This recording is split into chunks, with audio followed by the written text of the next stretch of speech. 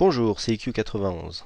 Voici l'analyse technique du CAC 40 pour la journée du jeudi 18 novembre 2010 pour le site boursicoté.com.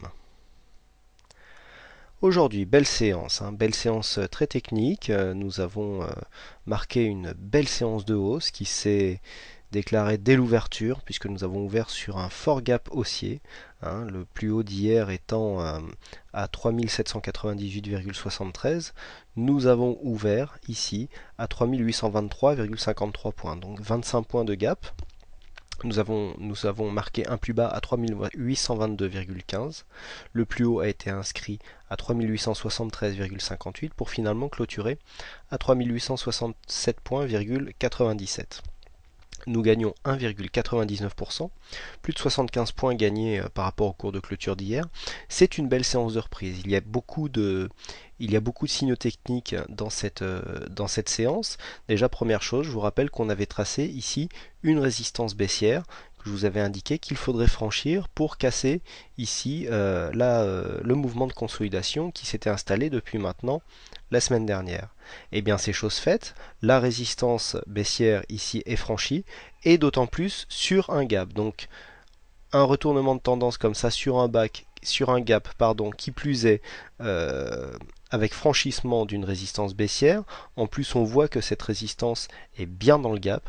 Donc, c'est ce qu'on appelle un gap de rupture, car il implique un retournement de tendance sur un mouvement relativement fort. Ici, le gap n'est pas comblé, c'est encore un signe de puissance. Regardez, on était venu ici plafonner sous la moyenne mobile à 50 jours. Et bien, aujourd'hui, on casse et on vient directement s'inscrire sur la moyenne mobile exponentielle à 20 séances. Donc, belle séance de reprise qui est confirmée par les indicateurs techniques. Alors, au niveau du stochastique, on n'a pas eu le temps d'approcher la zone de survente, puisque hier, au plus bas, nous étions à 22 points. La zone de survente étant à 20 points, il s'en est fallu de peu. On est déjà en train de remonter avec le stochastique. Le RSI, lui, commence à remonter aussi.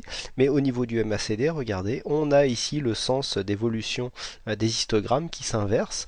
Donc, ça accompagne en fait la reprise par un premier signe de retournement. C'est souvent que le MACD nous donne des bons signes de retournement. Ici, ça a l'air assez clair, d'autant plus que nous avons des volumes supérieurs à la moyenne, ce qui est assez important sur des zones de retournement comme ça. Je vous avais dit hier que voilà, nous avions une belle séance de hausse, mais qu'il manquait de volume pour que le mouvement soit vraiment puissant.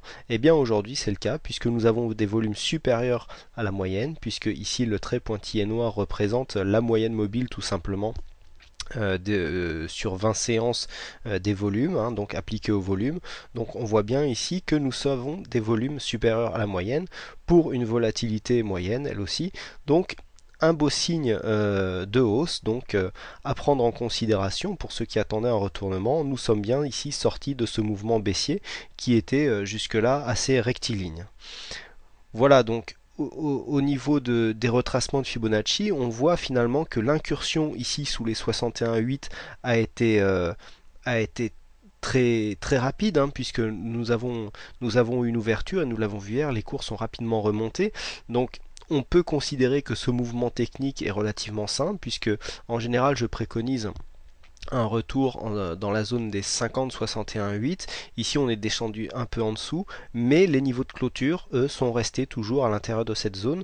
Donc on pourrait maintenant assister à une reprise et pourquoi pas aller marquer des plus hauts supérieurs au plus haut que nous avions eu ici, à savoir les 3961,70. C'est d'ailleurs en inscrivant un plus haut supérieur dans les prochaines séances, voire peut-être la semaine prochaine, voire peut-être plus loin, que nous aurons une confirmation de la continuité de tendance haussière. Car si on regarde bien, nous sommes venus marquer un plus bas ici sous le précédent plus bas, donc il y a quand même une alerte sur la tendance, on est presque dans la tendance moyen terme, et si on s'écarte, en fait, on se rend compte que, bon, nous avons ici des plus bas qui montent, et puis ici on vient marquer un plus bas. Si le plus haut venait s'inscrire ici sous ce précédent plus haut, et qu'on venait inscrire ici un nouveau plus bas sous cette bougie, eh bien on pourrait dire que la continuité de cette tendance, qui date depuis un petit moment, hein, puisque si on écarte la vue, voilà, nous sommes quand même ici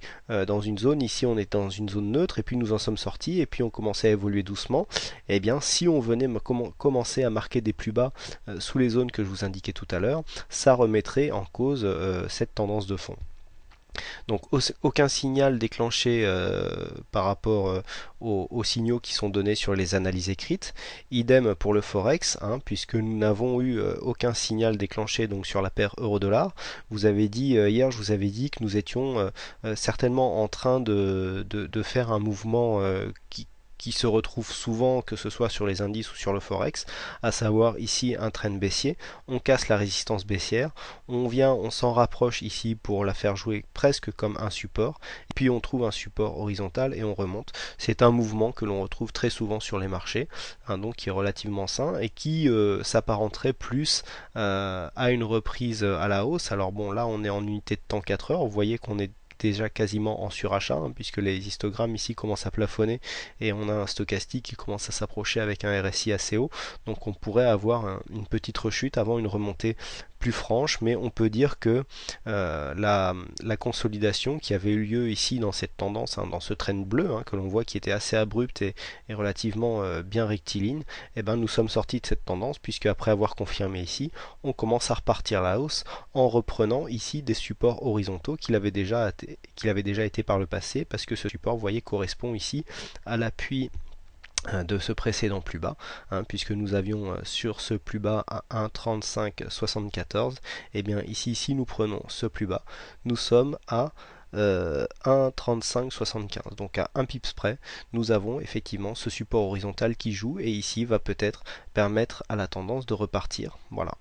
Ce que l'on peut dire donc sur cette séance, donc bon, les points à surveiller pour demain, eh bien au-delà des 3850 points qui semblent être franchis, eh bien nous avons ici une limite à 3880 points. Vous voyez que les deux plus hauts ici sont par rapport au plus haut que nous avons eu là et le plus haut de cette séance, nous avons quelques points d'écart, hein, puisque le plus haut ici s'était inscrit à 3873, ici nous avons un plus haut à 3875, donc c'est ici cette zone de résistance intermédiaire qu'il faudra franchir à la hausse, si possible toujours dans des volumes nourris, pour pouvoir ici essayer de rallier les 3900 points.